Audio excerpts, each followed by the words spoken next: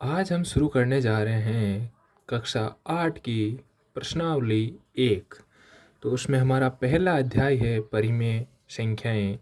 तो उसके अंदर पहले हमें परिमेय संख्याओं का पता होना चाहिए कि परिमेय संख्या किसे कहते हैं। तो जिन संख्याओं को p बटा q के रूप में लिखा जा सके उसे परिमेय संख्या कहते हैं। जहाँ q का मान है वो 0 नहीं होना चाहिए, जैसे 3/0 ऐसे नहीं होना चाहिए, ये परिमेय संख्या नहीं होगी। उसके बाद नियम नंबर है 2, मतलब कुछ नियम पढ़ेंगे हम परिमेय संख्या बारे में पहली प्रश्नावली के अंदर। तो उसमें पहला है जोड़ का क्रम विनिमय नियम। इसमें क्या होगा, तो a + b बराबर होगा b + a के। इस प्रकार से आपको कुछ उदाहरण दिया हुआ होगा। दूसरा इसी के अंदर है गुणन का क्रम विनिमय नियम। तो इसमें वही है जोड़ वाला ही, जिसमें इसमें क्या होगा, बस गुणा होगा। तो परिमेय संख्याओं का क्या होगा, इसमें गुणा होगा, जैसे a × b बराबर होगा b × a के। तीसरा नियम है इसमें गुणन का साहचर्य नियम। इसमें क्या होगी, 3 परिमेय संख्याएं हो गई, तीनों को एक दूसरे के साथ गुणा किया होगा, जैसे a × b × c बराबर होगा a × b × c। या इसी का दूसरा रूप है a × b × c बराबर a × b × c। चौथा इसका जो नियम है, या इसको गुणधर्म भी बोल सकते हैं हम, कि परिमेय संख्याएं a बटा b का योज प्रतिलोम होता है वो माइनस के a बटा b होता है। जैसे a बटा b कोई परिमेय संख्या है तो इसका प्रतिलोम क्या होगा, माइनस के a बटा b, और इसको जब हम सरल करेंगे तो इसका उत्तर आएगा वो आएगा 0। अगला है परिमेय संख्याओं का परिमेय संख्या a का गुणात्मक प्रतिलोम। जो गुणात्मक प्रतिलोम होता है वो होगा इसका 1/a होता है। क्या होता है गुणात्मक प्रतिलोम, 1/a। जैसे a × गुणात्मक प्रतिलोम a का क्या होगा, परिमेय संख्या कोई a है तो उसका 1/a, और इसका भी आंसर क्या आएगा, 1 आएगा। अगर 0 आंसर आता है वो तो होगा योज प्रतिलोम, और 1 आता है तो वो होगा गुणात्मक प्रतिलोम। इसके बाद हमारा जो लास्ट का नियम है वो कहता है कि गुणात्मक तत्समक नियम। इसमें क्या होता है, इसमें होता है दो संख्याओं का 1 से गुणा कराने पर उत्तर वही आएगा या वह समान उत्तर आएगा।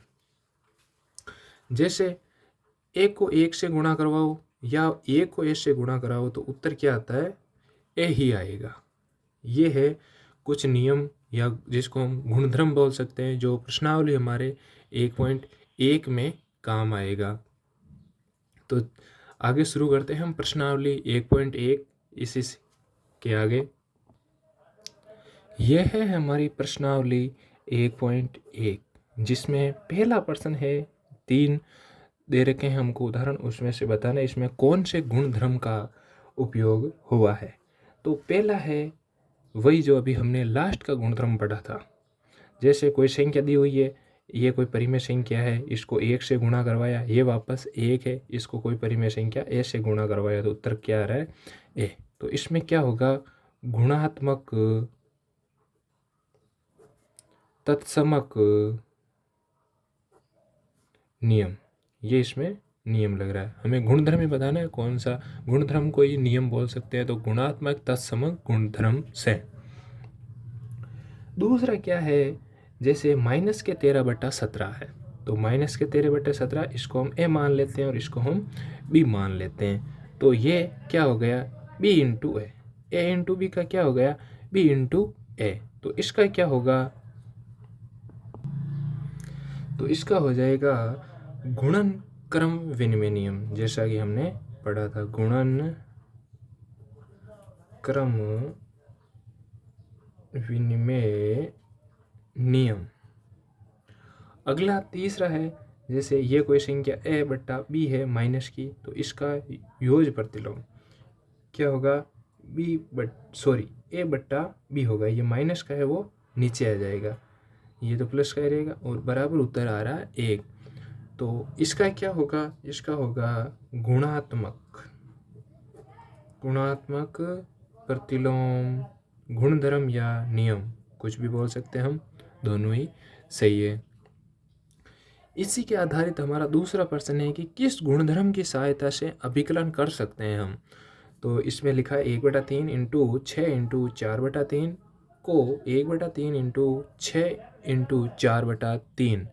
तो इसमें कौन सा है, तो इसमें हम देखेंगे कि A into B into C, A B C, इसको वही ए बी सी।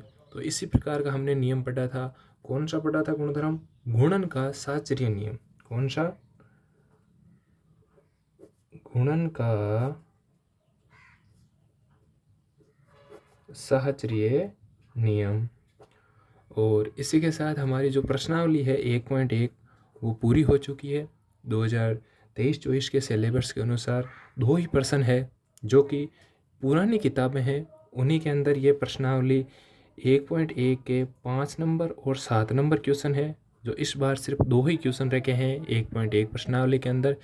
इसी के साथ आपकी जो पहली प्रश्नावली है कक्षा 8 की वो यहीं पे समाप्त होती है। इसके बाद हम दूसरी प्रश्नावली के ऊपर अध्ययन करेंगे अगले वीडियो के अंदर।